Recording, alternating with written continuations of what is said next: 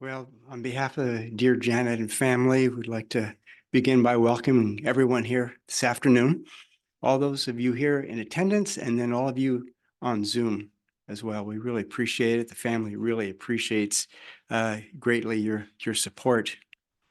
We've gathered here together just to comfort Janet, family, grandkids, all of us really. We all need comfort at a time like this. And when we think about it, we love Ray, and he had a life that was well lived and well loved. So life is a precious gift from Jehovah, and we know Jehovah is very pleased with the way Ray lived his life, all 88 years. Yeah, Ray did good.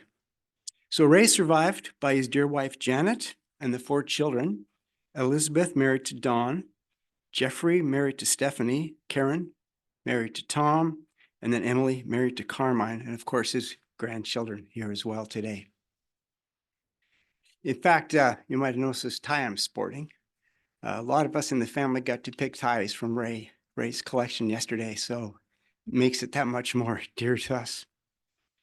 But Ray was a wonderful husband, loving father. He was a grandfather, humble man, and he was a loyal friend to those he loved and a friend to the fatherless boy. So if you'd like to take a look at your memorial pamphlet, or if you notice one at the back, there's some back there. We notice that Ray was born December 26, 1936, and he passed away February 9th, 2024. But we're here today, we're going to talk about that little piece in between, that little dash in between those dates.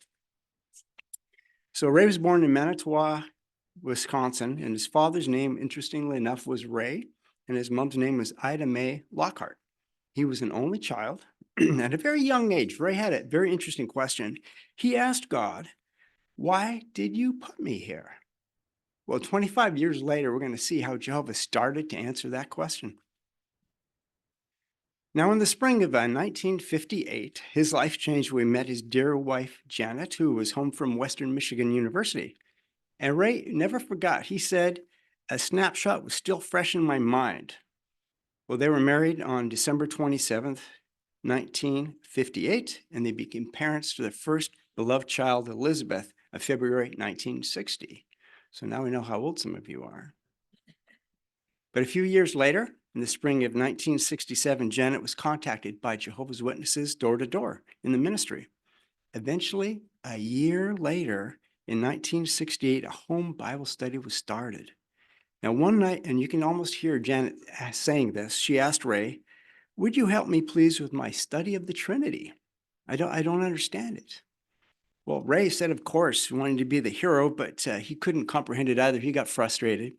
So you can hear Janet say this, "Maybe you would like to read about it in this little blue book."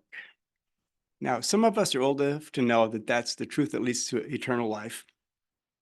Ray read that book twice from cover to cover, and his life was about to change. So January 1969, Ray was ready for the ministry. He was baptized as one of Jehovah's Witnesses in November of that same year.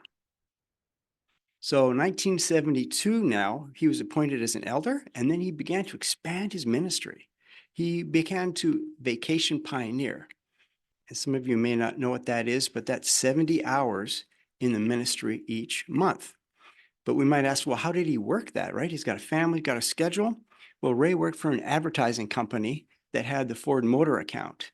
And so he worked as an art director. He would work for 6 months and then take a 6-month leave of absence and do what he really loved, pioneer.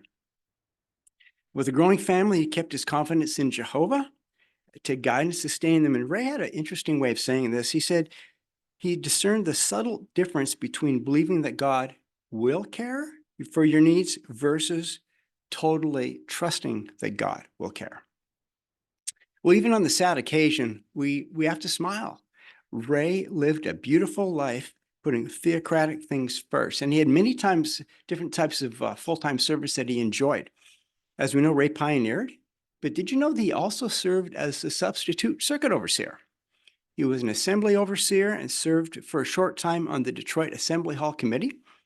And then for 18 years, Ray and Janet were Bethelites, serving at world headquarters in Brooklyn, New York, and then at Patterson. And some other children also was there serving with them too, and they've got great memories too. In fact, I was just talking to Jeffrey here, and he was mentioning how his parents never fought. They always settled their differences in a beautiful way. He protected the family. We're going to talk a little bit about that a little bit more too.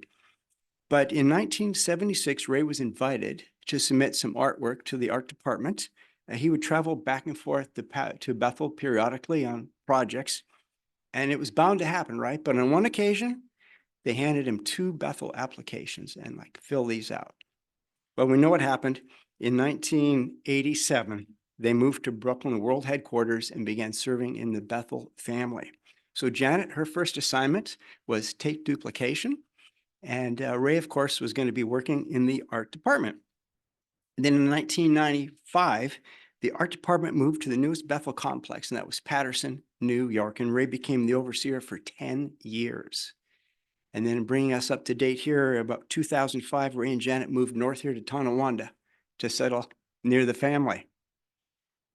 So we're going to have a little interview. We're privileged to talk to one of Ray's longtime friends. His brother's name is Chip Stewart, and we're going to see him up here on the monitor in a minute. Chip, we're really happy you could join us on Zoom today. We know you and your wife really wanted to be here in person, but you're not able to because of your circumstance. We're looking forward to having you give us some background history. My first question was then, how did you get to know Ray? Well, it was around 1976. Mary Ann and I were serving at Brooklyn Bethel, and I was in the art department. So one day our overseer, which in those days was Joe Eames, asked a few of us to come downstairs to the library. I'm pretty sure Sister Gail Chambers will remember this. Brother Eames had set up a line of chairs, and on each chair was a piece of artwork. And they were nicely mounted on little pieces of poster board and so forth. And he explained that these were submitted by various artists, brothers from outside of Bethel. And our job was to hopefully evaluate the quality of the pieces and also the suitability of the styles for our kind of printing. We had some limitations in those days, the kind of presses we were running, the paper grade and so forth. So I recall there were about 5 or 6, maybe 7 pieces there, and they were all pretty good. But one piece really stood out, and the artist's name was Ray Lockhart. And the artwork had been designed, incidentally, for an upcoming Awake article. And as a matter of fact, that illustration was actually used a couple months later in that article.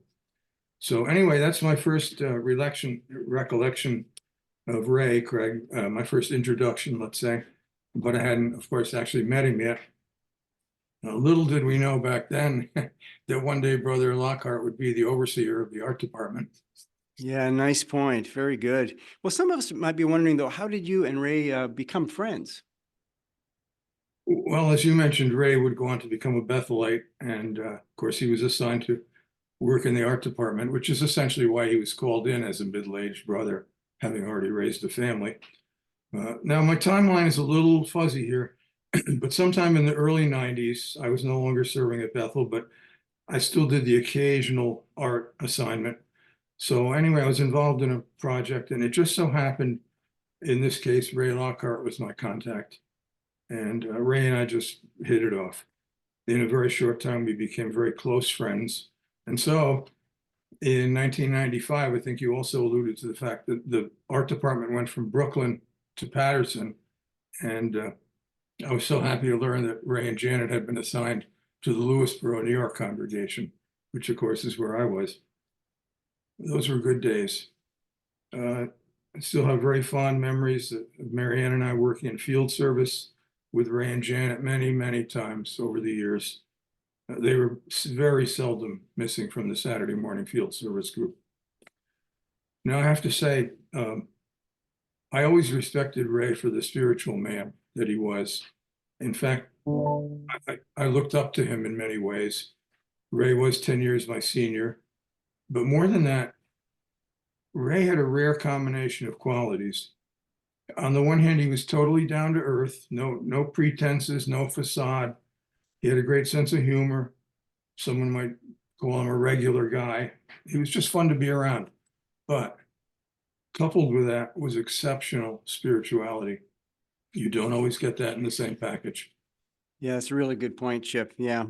But what about recent years now with Ray moving to upstate New York? Were you still able to stay in contact? Yes, at first, the first couple of years after Ray and Janet moved back, they came down to visit a few times. And Marion and I also ventured up to Tonawanda. But truthfully, the older we all got, the less appealing was a 400-mile car ride each way. But Ray and I always kept in touch by phone and by texting. So sometime back now, as we know, Ray began to run into some real health challenges, as did I. So now, as well as critiquing each other's most recent paintings and comparing snowfall totals, now we began to wrestle more and more with some of the big issues in our lives. I guess number one would be the need for endurance. You know, most of these health issues, they don't just go away usually. Another thing too, we were both concerned with, that I remember very much, was keeping a proper perspective on our health problems, not letting them sort of become all encompassing. You know, that can happen too. And Ray was not a complainer. Anybody that knew Ray at all would agree with that immediately. He didn't feel sorry for himself, even when he was going through a real tough stretch with his health. In fact, I'd like to share a few of Ray's last words to me from a text just a couple days before he passed away. Yeah, thank you, Chip. We'd be honored to hear that. I had asked him in a text, I said, "So how you doing, Ray? How goes the battle?" Here's part of his reply. "To be very honest with you, at times difficult. If I'm doing nothing, my breathing is normal. But the slightest exertion leaves me breathless and requires several minutes of gasping for air before things settle down. But they always do, so far. Jehovah gives me the strength to continue and has blessed my dear Janet with strength beyond what is normal for a sister her age. My goal is to serve faithfully and to endure. I have good days and days I struggle. 8.5 million of our brothers are experiencing something similar. You and yours are an example. No complaints." Yeah, that would be Ray, no complaints.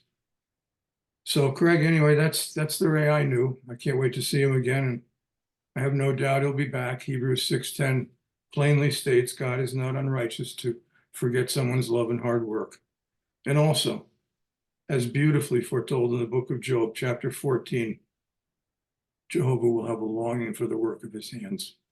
Yeah, so true. Thank you, Chip. We appreciate you remembering some of the fine qualities that really made Ray the man we know as well. Very nice. Well, there are some common themes in Ray's life and lessons that we can learn. One of the ones would be that he was an excellent teacher. It didn't matter if he was training brothers or sisters how to paint, draw, artwork, or conducting Bible studies. In fact, Miguel at the back here on sound, Ray studied with him. And so there's many different ones that have benefited from his teaching. Here's a nice little quote from a couple. Ray and Janet studied with them. They said Ray was like a modern day Apostle Paul and Janet was a modern day Deborah. Probably know who I'm talking about. They were amazed, they said, that from the scriptures, Jehovah talked to them and they couldn't have had a better teacher to talk to them and help them learn the truth. One sister had this to say in the art department, Ray came to us both with the training and the experience. In time, he trained us and helped us to turn the department into a real theocratic design illustration studio. Another one said this of Ray. He encouraged us to see how we could improve on our work with the goal of honoring Jehovah and carrying out the decisions of the governing body. He was an excellent artist himself, but took the time to help anybody to improve to be the best they could be. So one of the lessons we could take away is Ray set an excellent example to imitate in taking time with others and being patient and helping them. Now, another quality you might be thinking of is the quality of humility. Notice one brother said this, he was a pleasure to work with because he cared about others and he was not interested in promoting himself. Sounds like Ray, doesn't it? He said, I worked in a department that interacted with the art department, and I always appreciated how Ray would look at matters and come to a decision that was best for the work overall of everyone, not just one department. So a nice lesson is Ray's humility and especially his reliance on Jehovah, encouraging us to do the same. Now, one thing we have to mention was Ray and Janet, their family unit, and Ray, as a family man, his experience and Janet's experience in raising a family benefited the Bethel family. He created a family-like atmosphere, which is important because if you have young men and women leaving home, coming to serve, they need mom and dads, and they need to know that other people love them as well. So he made an art out of caring for people and giving them what they needed to be successful. Of course, Janet is a happy mom, homemaker, caregiver, a real person with real feelings. One of the sisters mentioned that her support of dear Ray in fact, Ray called her his Sarah. Ray wouldn't have been able to benefit the Bethel family if she insisted on pursuing her own goals. So we know you're the woman behind the man. A lesson for us, big picture, we want to support each other. We want to make sure others know that we love them and with our spiritual goals. Now, it's been good for a few minutes just to talk about Ray, his qualities, being here in the house of mourning. But we also benefit, don't we, by considering a little discussion here. So we want to offer you comfort and support, Janet, and your family. And we know many online today and many here, we all can give comfort in a variety of unique ways. The cards and phone calls, and we know you're going to receive more in the future. But let's look at 3 ways we can be comforted that are practical even today. One will be heavenly support, power of prayer, and then taking one day at a time. So let's start with heavenly support. Jesus was an interesting example because he understood how hard it is to lose somebody that you love. And you might recall that Jesus' stepfather died when he was younger, and he had to support his mother through that really difficult time. And Jesus knew firsthand the hardships that a woman will face losing her husband. He was part of that family, and the children also in that family lost their dad. So we can be sure right now, Jehovah knows how you feel, and Jesus knows how you feel. Jesus' example in his life also with compassion. The death of his friend, Lazarus. You might remember Jesus broke down in tears because he was overwhelmed by feelings being a human being. Even though he was going to resurrect Lazarus, he still had that emotion. He knew what it was like. It's kind of like when you go to a movie and they'll show a preview of what's coming next. That's what Jesus did by the resurrections that he performed on earth. It's a preview of what's coming next. And we know in that preview, Ray's going to get his resurrection as well. So yes, we're missing our dear Ray. And as sad as we are, Jehovah misses his friend too. Let's take a look at a few words here of Jesus. Let's look at John 14 and verse 1. The night before Jesus' death, he told his disciples about something that was going to happen to him. He was going to die and leave them. And no doubt he could see on their faces the sadness that as he was telling them, this is going to happen. So he comforted them with some words that are going to mean a lot to us as well. John 14, verse 1. Jesus said there, "Do not let your hearts be troubled." And here's the point he's making. Exercise faith in God. Exercise faith also in me. So faith in God and faith in Jesus. Well, no doubt we want Jehovah to fix things right now. We want our loved ones back. However, having faith that Jehovah and God will do something and are doing something is a comfort. In fact, Jesus gave the same comforting words to his friend Martha about the death of his son. Let's turn back just a couple chapters, John 11:25. Notice what Jesus again says here. John 11 and verse 25. Jesus said to her, "I am the resurrection and the life." Here's the point. The one who exercises faith in me, even though he dies, will come to life. So Janet, there's no easy way through this, family. It's going to be tough. But one thing we can be sure of is Jehovah is on it. One thing we can be sure of is Jehovah's steady help in our daily life. So Jehovah is our strength and our faith in Jesus Christ as well. They're going to resurrect Ray. So we can say death has a lot of authority over us, but it's not able to stop Jehovah from loving us or our dead loved ones. And death will never stop us from loving each other and remembering our loved ones. So may your hearts be comforted to know that although Ray is simply asleep. Now, when you look at the word cemetery in the later Latin, it's pronounced komamerion, which means a sleeping chamber. It's a burial chamber. If you look it up in Greek, it's koman, meaning to put to sleep. The Bible agrees with this. Ecclesiastes 9:5, if you remember, says, the dead know nothing at all. So we can be confident that our dead loved ones are comfortable. They're not in pain. They're not suffering. They're sleeping, and they have their record with Jehovah. Now, while we're alive, our eternal future is in our own hands by how we do things. But when you die faithful to Jehovah, your future is in Jehovah's hands. And we have to say that's a very good place to be, isn't it? In Jehovah's hands. We know that one's sins are canceled at death, but one's good works go on living, don't they, in Jehovah's memory? So Ray is in a very safe place. Now, many of us here have lost mothers, fathers, maybe sons and daughters. But as we know, the resurrection becomes more real, doesn't it, when we lose someone we love? One scholar put it like this: while graveyards remind one of the brevity of life, the resurrection reminds us of the brevity of death. Of course, being in grief, we know our loved ones will be resurrected. It may not help us feel with the loss maybe we feel at the moment. We miss them right now, right? We want to see them again. Well, Jehovah knew that we needed something better than just simply a future. And Jehovah's gift of the resurrection is actually for right now. It makes death powerless against us. You see, if there was no resurrection, that would mean that death was more powerful than Jehovah. And that can't be, because we know Jehovah is the most powerful creature in the universe. So what a demonstration of Jehovah's power. In fact, Jehovah's justice demands the resurrection, that his friends get to come back. So while we might be lonely and sad, Janet, imagine this. Imagine yourself in the future, and Ray's cooking you your favorite dish.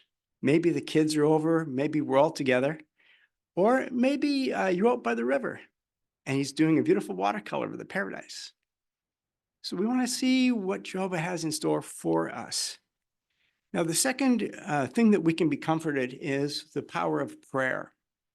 Let's take a little look at that. We know at times like this, prayer is very important, but knowing that Jehovah is listening to us when we pray, it can help all of us. Let's take a look. This is a beautiful scripture, one of my favorites in Jeremiah 29. Let's go to Jeremiah chapter 29. We're going to look at verses 11 and 12. Jeremiah 29. And this is personal. We want to notice how personal this is for us. So Jeremiah 29, verse 11. It says, therefore, I well know the thoughts that I'm thinking towards you, declares Jehovah. So that you there, that's you, Janet. That's you, family. That's Jehovah thinking good things for you. Thoughts of peace, not calamity, to give you a future. And look at verse 12. You will call to me and come and pray, and I will listen to you. So there's Jehovah. He's telling us right there in Jeremiah, he's giving us a future and a hope. So yes, we miss Ray, we're sad, but Jehovah promises he's going to fix it. Romans 15:13, it tells us he's the God who gives hope. We need hope, don't we? We need hope. He's recorded the promise that he might give us hope for a better future while we grieve now. So what can we do? How does that help us? Well, it's important to meditate on the promises and review articles. There's a beautiful 2018 Awake magazine on grieving. The new book we received last year, Enjoy Life Forever, chapter 30. That's our homework for this week. Review chapter 30. You're going to love it. The videos and the narrative with the scriptures are really going to help us feel better. The psalmist said that he felt the same way. He said, I love Jehovah because he hears my voice and my pleas for help. And we know Ray loved listening to you, Janet. You could tell him all your problems, explain things to him. And Jehovah's the same way. Temporarily, Ray can't hear us, but Jehovah can hear you, and he's going to help us get through this. Now, a third thing that can help us to be comforted is to take one day at a time. And as humans, we're not really good at this, are we? We get anxious. We pile too much on top of us. Psalm 68:19 said, blessed be Jehovah who daily carries the load for us. So daily, not weekly, not monthly. So what does that mean? It means we don't want to pull from the past. What if we had done this? If only we did that. Or in the future, if we're worried, like, what if this happens or that happens? We want to just focus on the day and then the challenges we have, like for today. We're going to get through this. It's going to be okay. Jehovah will sustain us. But we want to conclude this afternoon. We're going to go to the book of Job, Job chapter 14. Let's go there together. This highlights the emotions that Jehovah feels towards his faithful servants. Now, you might recall in our recent congregation meetings, we studied the book of Job here. And Job 14 really stands out. It highlights the emotions Jehovah feels towards us. Let's start by looking at verse 7 and 8 together there. For there is a hope even for a tree. If it's cut down, it will sprout again. Its twigs will continue to grow. If its roots grow old in the ground and its stump dies in the soil, at the scent of water, it will sprout. It will produce branches like a new plant. Well, the Watchtower had this to say about that verse. Job used a tree, perhaps an olive tree, to illustrate his confidence. Job's confidence in the ability of Jehovah God to resurrect him. Because he said, like, there's a hope for a tree. So we have to ask, are we not more valuable than a tree? Well, yes, we are. That's a good comparison, isn't it? So Job said, if it's cut down, it'll sprout again. When rainfall breaks, when there's a severe drought, and then the drought finishes, shoots will rise from a life plant. Well, we know Ray was well rooted, wasn't he, in his relationship with Jehovah? It'll be as easy for us to pour a little water on a stump and get it to grow again for Jehovah and Jesus to resurrect our loved ones like Ray. But let's slide down to verse 13. We'll read this one together as well. Oh, that in the grave you would conceal me, that you would hide me until your anger passes by, that you would set a time limit for me and remember me. Well, this verse is just rich with meaning for us. Did you notice that Job first started there, said that in the grave you would conceal me? In our JW Library app, if you reference that scripture, it says that to conceal me can mean to lay me away in a secure, precious deposit. Another reference says that it means to hide me as a treasure. Job was asking Jehovah to treasure him, to keep him safe. Now, the next part there in verse 13, he said that he wanted to be, that you would set a time limit for me. Set a time limit. What does that mean? Well, Job was confident that Jehovah already knew the day and the hour that he was going to resurrect him. And he didn't want Jehovah to forget. Keep your timetable. Don't, you know when I'm coming back. And that's like Ray too. But another touching part about this verse is the last two words in verse 13. He said there, remember me, remember me. So that also is quite an interesting point. That means to take action. It doesn't mean like, don't forget, you're forgetful. Try to remember me. Like if you go shopping in the grocery store and you try to remember what your wife told you to get. This is to take action, and it's the same context as when Jesus was on the stake and the evildoer was beside him. And that man said to Jesus, remember me when you get into your kingdom. It wasn't like, Jesus, don't forget me. No, it was like, take action, confidence. So we have that confidence that Jesus will take action, just like Job did. But let's look at Job 14, verse 14 and 15 now. And this is what Chip Stewart kind of referenced to here. If a man dies, can he live again? I will wait all the days of my compulsory service until my relief comes. You will call, and I will answer you. You will long for the work of your hands. Wow, longing for the work of his hands. Now, if we imagine Job knew he was created and kept safe as an embryo, so he's alluding to the fact that if God could create him, then God could keep him safe and resurrect him as well. But the other part teaches us a tender lesson about Jehovah. Special treatment for those who are his friends like Job and like Ray, who place themselves in the Creator's hands and they mold themselves to become desirable in his eyes. Jehovah treasures those worshipers. And how did he say it there? He had a longing. The Hebrew word for this rendered he had a yearning. It says is unquestionably one of the strongest words to express an emotional desire of longing for something. One scholar said, not only does Jehovah remember his worshipers, he longs to restore them. He basically wants to see his friends back, just like we do. So Jehovah wants to resurrect Ray, and we can be comfortable to know he knows when and the day and hour he's going to do that, as well as any of the ones we've lost. Jehovah already knows that. But it's been really good to be here together, hasn't it? To think about Ray and to see the love our Creator has for us individually as well. We've been soothed and comforted by God's own words. So we ask family that you stay close in Jehovah's arms in the days ahead. Know, Janet and your family, that Jehovah loves you, and everyone here and online love you very much. And that means a lot. We're going to get through this together with Jehovah's help. But we'd like to conclude now. If you're able to stand, we're going to stand and sing a song Janet picked out, song number 4, Jehovah is My Shepherd. And then a longtime friend, Nathan Zimmerman, will conclude with prayer. And then we'd like to kindly ask you to take your seat again. And we're going to watch a short video presentation at the end of the prayer.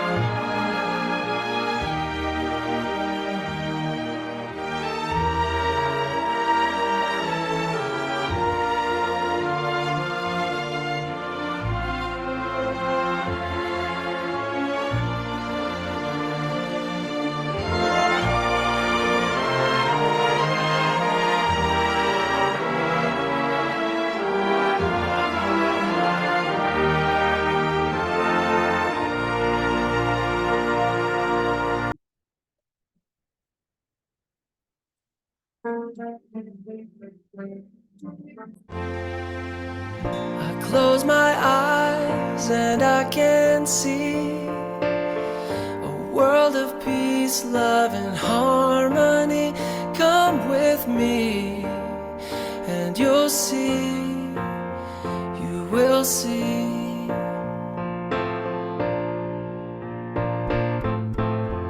It's not a dream, as I'm sure you know.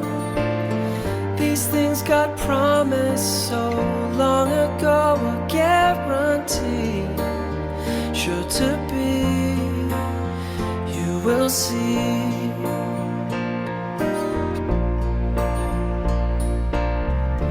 Look around, there's joy and laughter in every sound.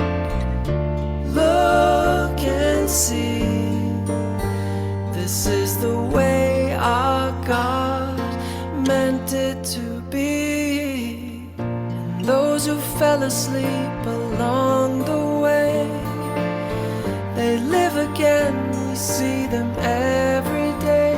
Come with me and you'll see, you will see.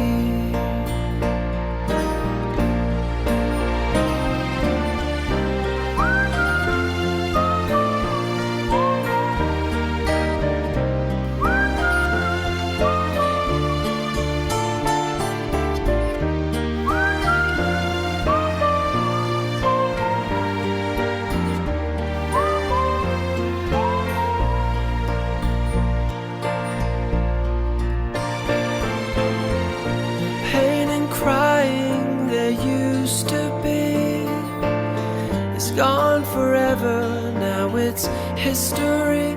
Come with me and you'll see, you will see.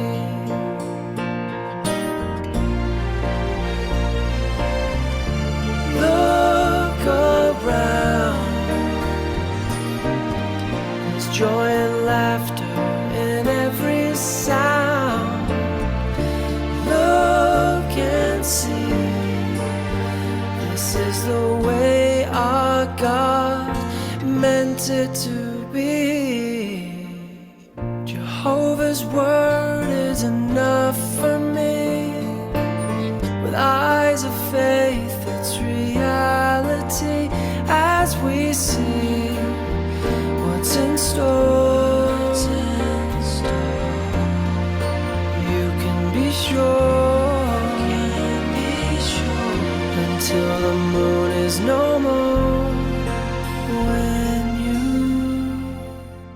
close your eyes and come with me to God's world of peace and harmony, come with me and you'll see, you will see.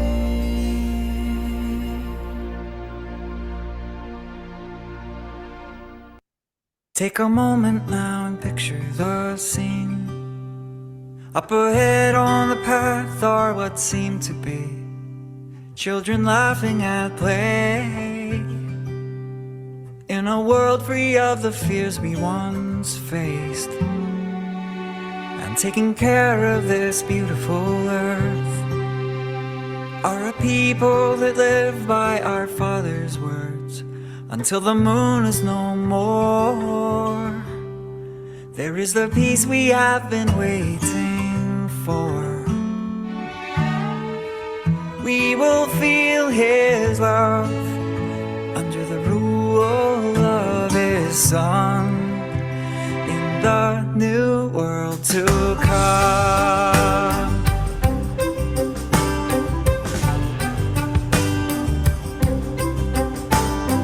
Hope is a fire in our hearts.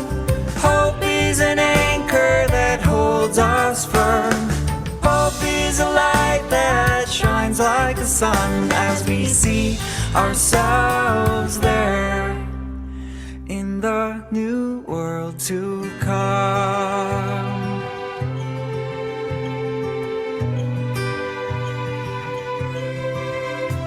Take a moment now and think of our place, by the mountains and rivers or wide open plains. It's a place to call home.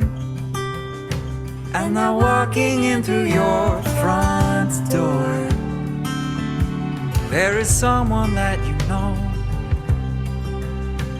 holding out his open arms in hopes of a tearful embrace. Feels like forever since you've been face to face. Even death won't stop our God's outstretched love in the new world to come.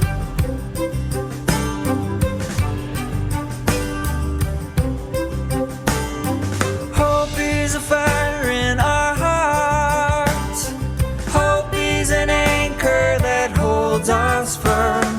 Hope is a light that shines like the sun as we see ourselves there in the new world to come.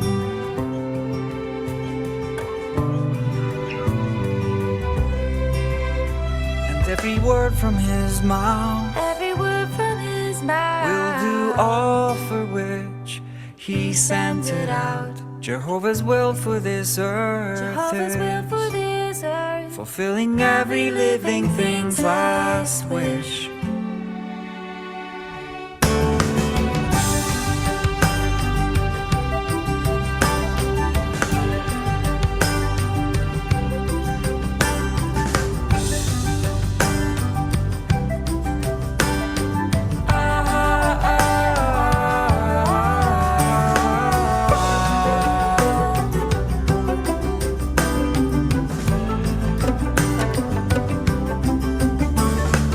Hope is a fire in our hearts. Hope is an anchor that holds us firm. Hope is a light that shines like the sun as we see ourselves there in the new world to come. world to come, New world to come. In the new world to come. world to In the come, new world to come. world to come.